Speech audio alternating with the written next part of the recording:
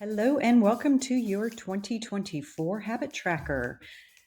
First thing that you need to do is to save the document. So go up to the top left and click on File and then click on Make a Copy right here. Okay, then you will rename it, and I'm just going to call this my habit tracker. Make sure that you put it into a folder that you know where you can find it, and then you just click Make a Copy. Alrighty, so I have made a copy, so now I can edit this version. All right, so you can see that had the directions on how you save the document. And then I've got some quotes here. You can see there's one here at the top, and then you've got some here. And then if you scroll down, you can see that I have them basically at the beginning of each month. I've just got a little bit of inspiration for you. What you want to do now is to personalize it. So I've just put some things in here just to kind of get you going. But you can, anytime you just click on here, highlight, and just say, just change it to whatever you want it to be. So then you'll do that all the way across. This is the full document. It would be insane to try to track that many habits. So just choose 5 or 6 maybe, and go from there. So what I'm going to do is I have this section here, old habit, because what I noticed was I was trying to make my goals. I'm like, oh, I'm only going to have like 2 glasses of wine or whatever a week, and realized that, that's going to be kind of hard to fall into when I'm used to having 1 or 2 a day. So what I will do here is put in the old habit. I'll just say 10. And then I'm going to see that there are weekly goals here. And so I'm going to say, okay, well, I'm not going to go from 10 all the way down to 2, but how about I go from 10 all the way down to 5?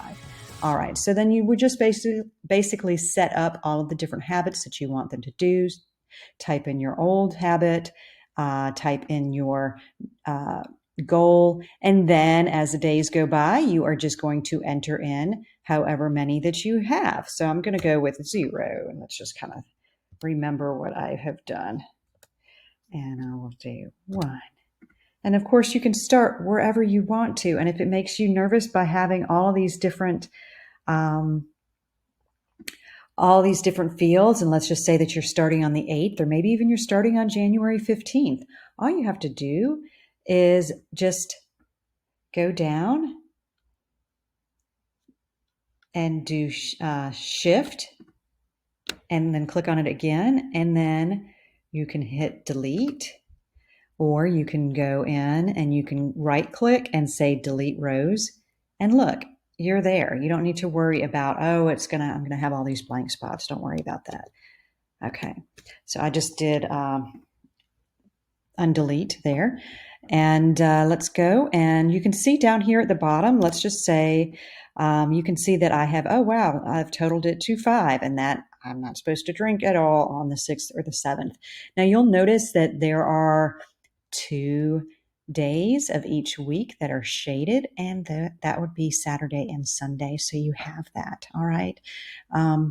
So you know that these are your weekends. And I typically do a Monday start to my week anyways, not a Sunday.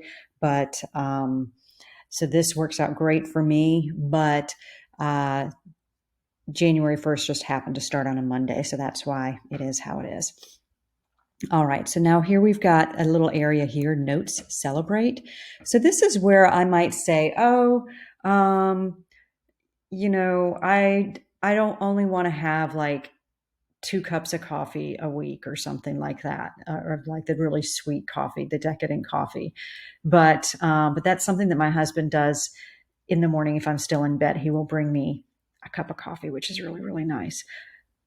So I don't want to say, don't do that anymore. I'm trying not to drink coffee. What I will do is get my butt out of bed so that he's not bringing me coffee. So that would kind of basically kill 2 birds with 1 stone. So I'll just like write in here, hey, in order to reach my goal for not drinking coffee, I need to get out of the bed by X time each day. And then I won't have that coffee I have to turn down, or just drink and not meet my goal. So there's that. And then that's basically all that you need to do is track it. And then you'll see at the bottom, it'll come up with the number. It's going to total it automatically. If you want to delete some weeks, you can do that. If you're starting in the middle of the month, however you want to do. And then you see that I have set these up so that these first rows are frozen.